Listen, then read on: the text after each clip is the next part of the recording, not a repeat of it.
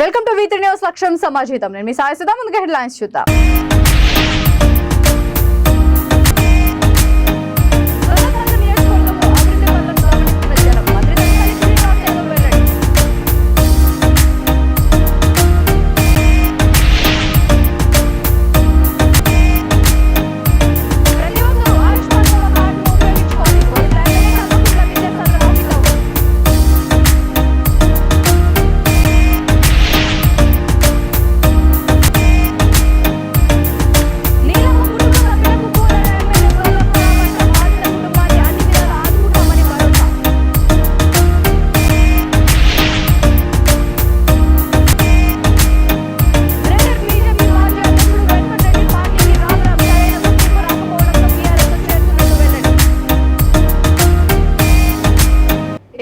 చూస్తే గత 9 సంవత్సరాలలో హైదరాబాద్ లోని సనత్ నగర్ నియోజకవర్గంలో జరుగుతున్న అభివృద్ధి పనులను ప్రజలు గమనిస్తున్నారని, రానున్న ఎన్నికల్లో బీఆర్ఎస్ ను మళ్లీ గద్దెనెక్కించడం ఖాయమని మంత్రి తలసాని శ్రీనివాస్ యాదవ్ అన్నారు. నియోజకవర్గంలోని 1.21 కోట్ల రూపాయల విలువైన 7 అభివృద్ధి పనులను ఆయన ప్రారంభించారు. వీటిలో ముఖ్యంగా మంచినీటి పైప్ లైన్, సీసీ రోడ్లు, సివరేజ్ పైప్ లైన్ పనులకు శంకుస్థాపన చేశారు. ఈ సందర్భంగా ఆయన మాట్లాడుతూ ప్రజల బాగోగుల కోసం సంక్షేమ పథకాలతో పాటు మంచినీటి పైప్ లైన్లు, పార్కులు అభివృద్ధి చేస్తున్నామని అన్నారు. ఈ కార్యక్రమంలో అధికారులు, పార్టీ నాయకులు పాల్గొన్నారు.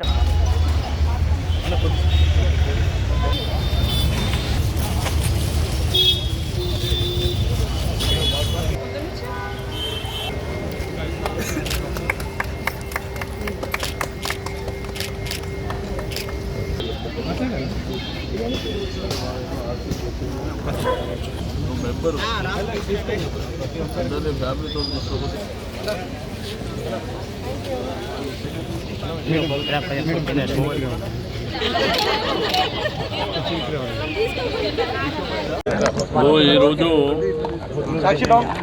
మీకు అమీర్పేట్ డివిజన్లో చాలా కార్యక్రమాలకు ఫౌండేషన్ స్టోన్ వేయడం జరిగింది. అయితే ఈ 9.5 సంవత్సరాలలో నియోజకవర్గంలో ఏం కార్యక్రమాలు జరుగుతున్నాయో ప్రజలందరూ గమనిస్తున్నారు. 50 ఏళ్ళ నుంచి జరిగినటువంటి కార్యక్రమాలు చిన్న అయినా, పెద్ద అయినా, సివరేజ్ అయినా, స్టాప్ వాటర్ అయినా, రోడ్ అయినా, స్ట్రీట్ లైట్లు అయినా ప్రతి ఒక్కరూ ఆయుష్మాన్ భవ కార్డును ఉపయోగించుకోవాలని జగిత్యాల జిల్లా కోరుట్ల ఎమ్మెల్యే కల్వకుంట్ల విద్యాసాగర్ రావు కోరారు. మేడ్పల్లి ప్రభుత్వ సామూహిక హాస్పిటల్లో ఆయుష్మాన్ భవ ఆరోగ్య మేళా కేంద్రాన్ని ఆయన ప్రారంభించారు. ఈ సందర్భంగా ఆయన మాట్లాడుతూ ప్రతి ఒక్కరూ ప్రభుత్వం ప్రవేశపెట్టిన ఆయుష్మాన్ భవ కార్డును ఉపయోగించి ప్రైవేట్, ప్రభుత్వ ఆసుపత్రులలో మెరుగైన చికిత్స పొందాలని సూచించారు. అన్ని వసతులు గల ప్రభుత్వ ఆసుపత్రులలో చికిత్స తీసుకోవాలని కోరారు. ఈ కార్యక్రమంలో ఆసుపత్రి సిబ్బంది, వైద్యులు, municipal chairperson Ranaveni Sujatha Satyanarayana, BRS శ్రేణులు పాల్గొన్నారు.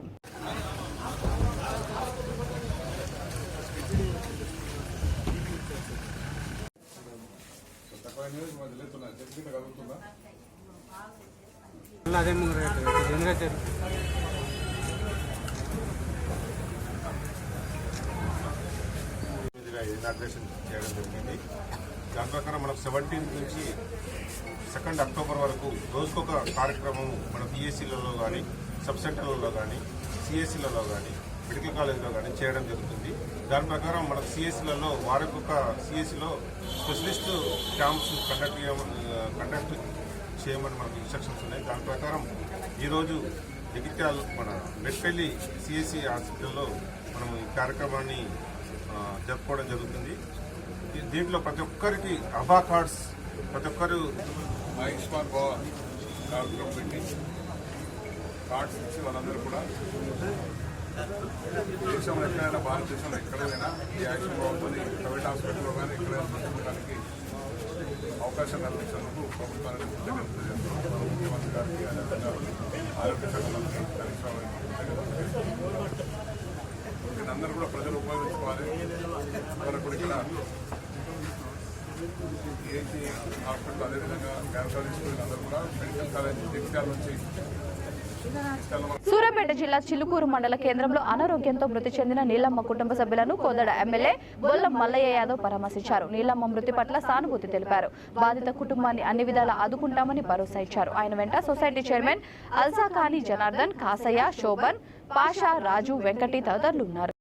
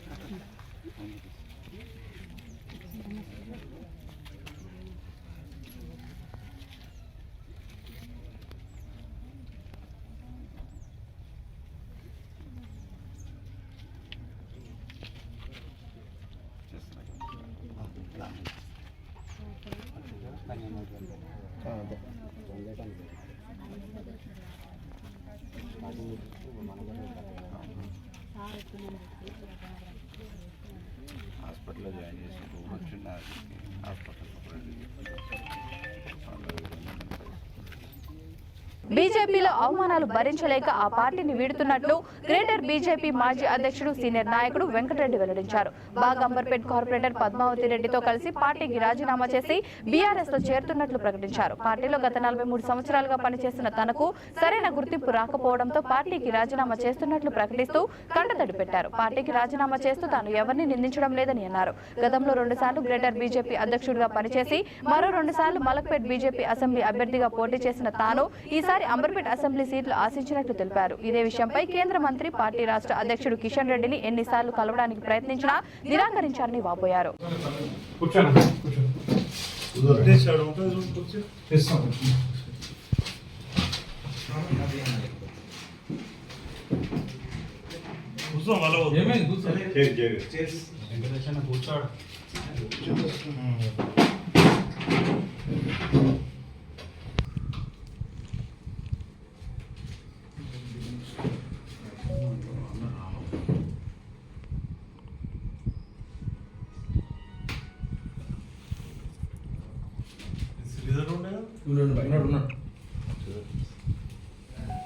చంద్రబాబు నాయుడిని అరెస్ట్ చేయడంతో రాష్ట్ర వ్యాప్తంగా తమ పార్టీ శ్రేణులు రిలే నిరాహార దీక్షలు చేపట్టారని, అంతిమంగా న్యాయమే గెలుస్తుందని పార్టీ కడప జిల్లా నాయకుడు సీఎం సురేష్ నాయుడు అన్నారు. రాష్ట్ర అభివృద్ధి, యువతకు ఉద్యోగ ఉపాధి అవకాశాలు కల్పించిన బాబును అరెస్టు చేయడంతో అటు రాష్ట్ర వ్యాప్తంగా ఆందోళనలో భాగంగా ప్రొద్దుటూరు నియోజకవర్గంలో నాయకులు రిలే నిరాహార దీక్షలు చేపట్టారని అన్నారు. అసెంబ్లీలో టీడీపీ ఎమ్మెల్యేలను సస్పెండ్ చేసి వైసీపీ పైశాచిక ఆనందం పొందుతోందని, రాబోయే ఎన్నికల్లో ప్రజలు ఆ పార్టీకి తగిన బుద్ధి చెబుతారని హెచ్చరించారు. ఇప్పటికే బాబుపై మరిన్ని అక్రమ కేసులు బనాయించాలని వైసీపీ చూస్తోందని మండిపడ్డారు. తెలుగు యువత జిల్లా అధికార ప్రతినిధి నల్లబోతుల నాగరాజు మాట్లాడుతూ బాబు అరెస్టుతో నిజాయితీకి సంకెళ్లు వేశారని వ్యాఖ్యానించారు. మంత్రి రోజా వ్యాఖ్యలను తాము తీవ్రంగా వ్యతిరేకిస్తున్నామని అన్నారు. మహిళలు సభ్య సమాజం తలదించుకునేలా ఆమె వ్యాఖ్యలు ఉన్నాయని అన్నారు. ఈ కార్యక్రమంలో పెద్ద ఎత్తున పార్టీ నాయకులు, కార్యకర్తలు, ఎన్టీఆర్ అభిమానులు పాల్గొన్నారు.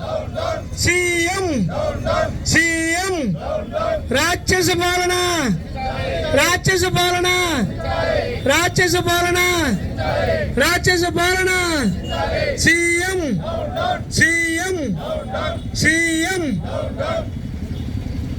అక్రమంగా అరెస్ట్ చేసే చంద్రబాబును వెంటనే అక్రమంగా అరెస్ట్ చేసే చంద్రబాబును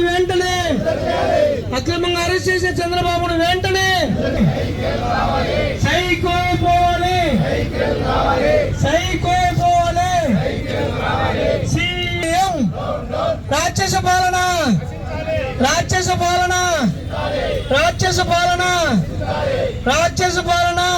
అక్రమంగా అరెస్ట్ చేసే చంద్రబాబును వెంటనే కాపాడుకుందాం సీఎం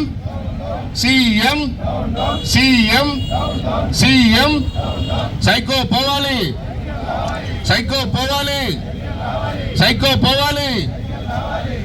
జై బాబు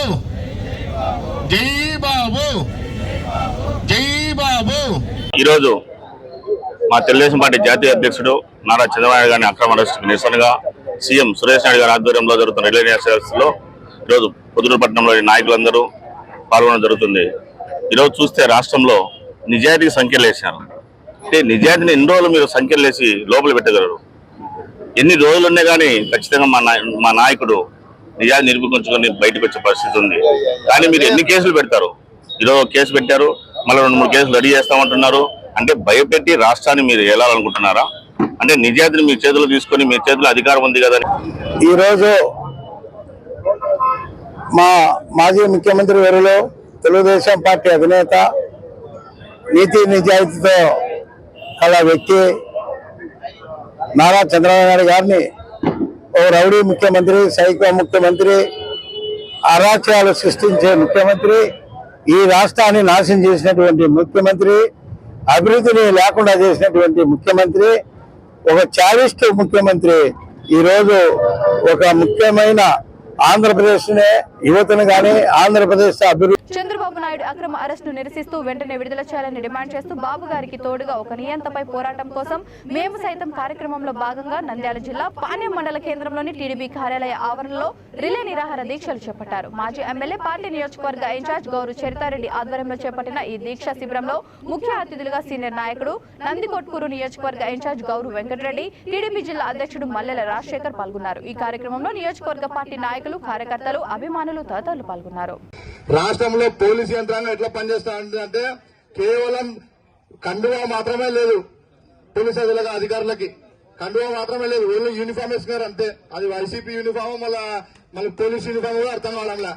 వ్యవస్థలను అడ్డం పెట్టుకుని ఈ రోజు ప్రతిపక్షాలని ఈ రకంగా అణిచివేతకు గురి చేస్తా ఉంటే కొంతమంది అధికారులు అధికార పార్టీకి కొమ్ము కాస్తూ ఈ రోజు రాష్ట్రంలో ఉన్న తెలుగుదేశం కార్యకర్తల నాయకులను అణిచివేస్తూ అక్రమ కేసులు పెడుతూ గంజాయి కేసులు, లిక్కర్ కేసులు అనుకుంటూ ఇష్టానుసారం ఎవరి మీద వచ్చిన కేసులు పెట్టుకుంటూ పోతుంటే ఈ రోజు ప్రజలు ఏ రకంగా బతకాలనేది కూడా ఒకసారి మనం ఆలోచించుకోవాలా.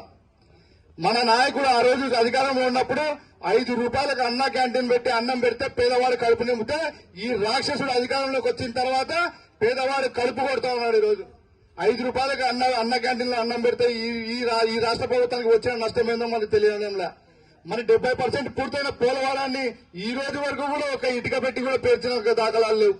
ఈయన జాబ్ క్యాలెండర్ అని ప్రతి సంవత్సరం జనవరి 1 కి జాబ్ క్యాలెండర్ ఇస్తుంది. అలాగే ఈ నిరసన దీక్షకు ముఖ్య అతిథిగా విచ్చేసి వచ్చినటువంటి మన నంద్యాల పార్లమెంట్ మాజీ అధ్యక్షుడు గౌరవ వెంకటరెడ్డి గారికి, పాణ్యం మాజీ ఎమ్మెల్యే శ్రీమతి గౌరీ చరితారెడ్డి గారికి, అలాగే ఇక్కడికి వచ్చేసినటువంటి పాణ్యం నియోజకవర్గం ముఖ్య నేతలకు, తెలుగుదేశం పార్టీ కుటుంబ సభ్యులకు అందరికీ నా నమస్కారాలు. ఈరోజు ఈ దీక్ష ముఖ్య ఉద్దేశం మన జాతీయ అధ్యక్షుడు శ్రీ నారా చంద్రబాబు నాయుడు గారిని అక్రమ అరెస్టుకు నిరసిస్తూ మనమందరం ఇక్కడ దీక్ష చేయడం జరుగుతోంది. ఈ దీక్షా శిబిరం ఈ రోజు 13వ రోజుకు చేరుకుంది. ఈ రోజు కూడా బెయిల్ రాలేదు. ఈ అక్రమ అరెస్టు నిరసిస్తూ తెలుగుదేశం పార్టీ సభ్యులమందరం నిరసన చేస్తున్నాం. ఈ నిరసనను మనమే కాకుండా ప్రజల్లోకి బలంగా తీసుకుపోవాలనేది నా కోరిక.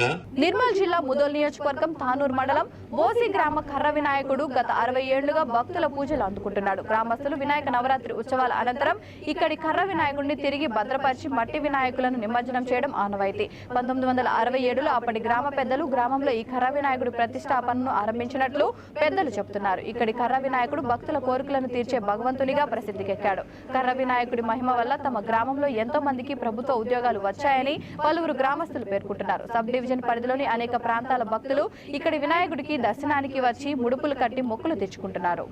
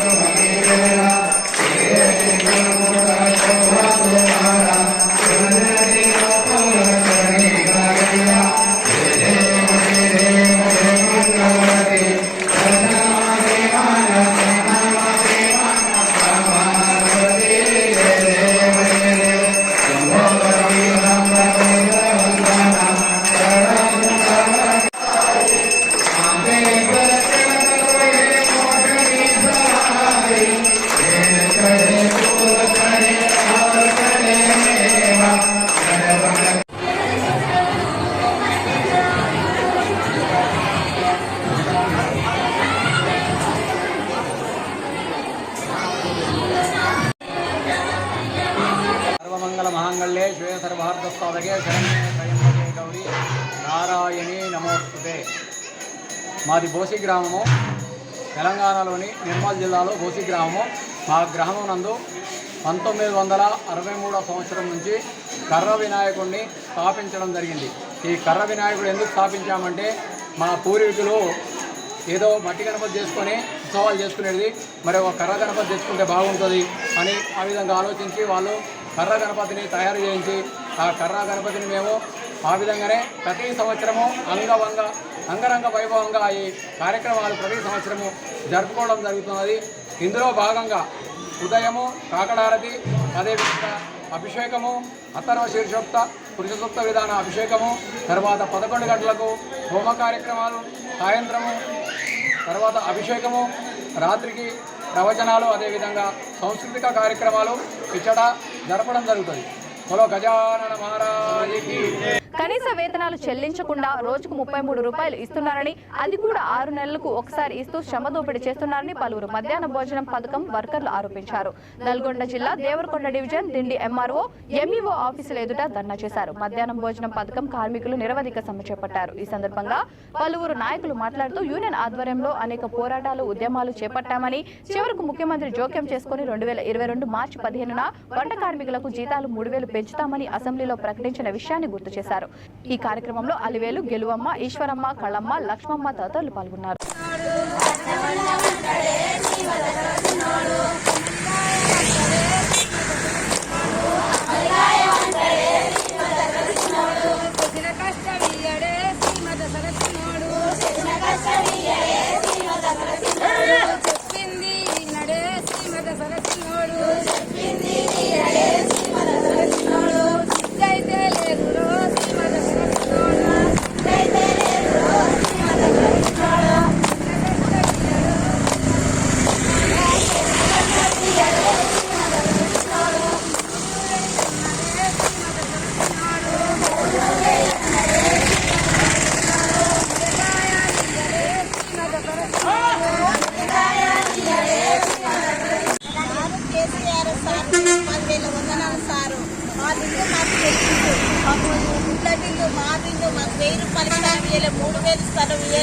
మా బిల్లు మాకు చెల్లించు, మాకు కిరాణా షాపుల్లో మాట పోతుంది, కూరగాయల కాడ మాట పోతుంది, ఇంట్లో మొగలు కూడా తప్పికర్లుగా బయట పిక్కర్ ఎక్కువ, బడి పిక్కర్ ఎక్కువ సార్. మాకు ఎంతసేపు ఉన్నా మా బిల్లులు మాకు చెల్లించి మాకు ఏదో చేస్తేనే మేము వంట చేస్తాం, లేకపోతే లేదు. మేము ఇన్ని వంట చేయమంటారు, ఎట్లా చేయాలి ఏం కదా. మాకు 10 రూపాయల లాభాలు లేదు, రోజు 15 రూపాయలు కూడా వంటలేదు చూసుకుంటే. నువ్వు 500 కూలిపోయిన వాళ్ళు నయం, రోజు 15 రూపాయలు ఎందుకు చేస్తున్నావు ఆ వంట అని అడుగుతుండు. ఇంటికాడ మొగడు కూడా తిడుతుండు. ఏదో మాకు భయం లేదు, బగ్గో బతి అరే పిల్లలు పోయి చేసిన 10వ తన దగ్గర ఒక 4 చదివించిన నేను. ఆశా వర్గాలు వాళ్ళందరూ పెరిగిన మా కూడా ఏమన్నా అవుతుందేమని 10వ తన దగ్గర 4 పిల్లలు కూడా. సూర్యాపేట జిల్లా చిలుకూరు మండల కేంద్రంలో రాత్రి కురిసిన వర్షానికి బస్టాండ్ సెంటర్ హైస్కూల్ ఎదురుగా ఉన్న సీసీ రోడ్డు చెరువును తలపిస్తుంది. ఈ రోడ్డు ప్రమాదకరమైన రోడ్డు కావడంతో ప్రజలు, స్కూల్ పిల్లలు నడవడానికి కూడా చాలా ఇబ్బందులు పడుతున్నారు. రోడ్డుకి ఇరువైపులా కబ్జా చేసి షాపులు పెట్టడం, డ్రైనేజీలు నిర్మించుకోకపోవడంతో ఈ దుస్థితి తలెత్తిందని పలువురు ఆరోపిస్తున్నారు. పంచాయతీ పాలకవర్గం ఎన్నిసార్లు తీర్మానం చేసి షాపుల యజమానులకు నోటీసులు ఇచ్చినా పట్టించుకోవడం లేదని దీనికి కారణమన్నారు. ఇదే రోడ్డు గుండా దూదీతాండ, గుడిబండ గ్రామాలకు రాకపోకలు సాగుతుంటాయి. ఇకనైనా సంబంధిత అధికారులు స్పందించి సమస్యలను తొందరగా పరిష్కరించే విధంగా చర్యలు తీసుకోవాలని కోరుతున్నారు.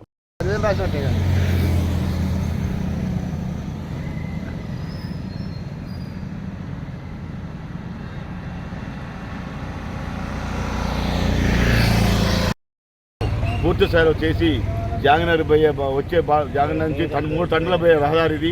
టన్నుల నుంచి వచ్చే రహదారి కానీ చిలుకూరు గ్రామ ప్రజలకు కానీ చాలామంది ఇబ్బంది పడుతున్నారు. పెద్ద లారీలు వచ్చినప్పుడు కూడా 14 టైర్లు లారీ వచ్చినప్పుడు, లారీ వాళ్ళు వచ్చినప్పుడు చాలా ట్రాఫిక్ జామ్ అవుతుంది. ఇక్కడ రస్తా ప్లేసు ఈ సెంటర్లో చాలా ప్రమాదాలు జరుగుతున్నాయి.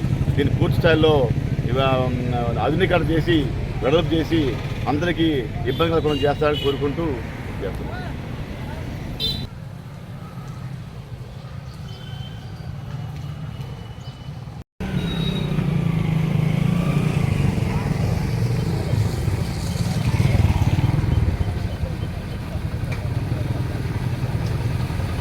ఈరోజు రాత్రి జరిగిన భారీ వర్షానికి చిలుకూరులో ఫస్ట్ బాటు ప్లస్ 4వ బాటు మధ్యలో ఉన్న జానకినగర్ పోయే రహదారి పూర్తిగా గుంతలమయమైపోయింది. గుంతలమయమై భారీ వర్షం వచ్చినప్పుడు ఇటు స్కూల్కి వెళ్ళిపోయే మా పిల్లగాళ్ళకు కానీ దుకాణదారులకు వచ్చే వినియోగదారులకు కానీ బాగా ఇబ్బంది జరుగుతుంది. ఎట్టి పరిస్థితుల్లో ఈ రోడ్డుని క్లియర్ చేయమని చెప్పి గ్రామ పంచాయతీ తరఫున తీర్మానం చేయడం జరిగింది. అఖిలపక్ష మీటింగ్ కూడా తీర్మానం చేయడం జరిగింది. కానీ దీన్ని వెడల్పు చేయకపోవటం వల్ల ఈ గుంటలు పడి టోటల్గా నీళ్లు ఆగి పాదచారులకు కానీ మన వాహనదారులకు కానీ స్కూల్ పిల్లగాళ్ళకు కానీ వినియోగదారులకు కానీ అందరూ తీవ్ర ఇబ్బంది పడుతున్నారు.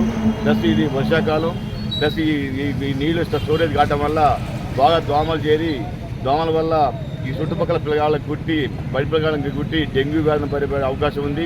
తక్షణం దీన్ని స్పీడ్గా తీర్మానం చేసిన కాపీలని అందరికి ఇచ్చి ఆల్రెడీ వాళ్ళకి మెమోలు కొంతమందికి నోటీసులు ఇవ్వడం జరిగింది. ఆ దుకాణదారుతో మాట్లాడి బులెటిన్ ముగించే ముందు హెడ్లైన్స్ మరొకసారి.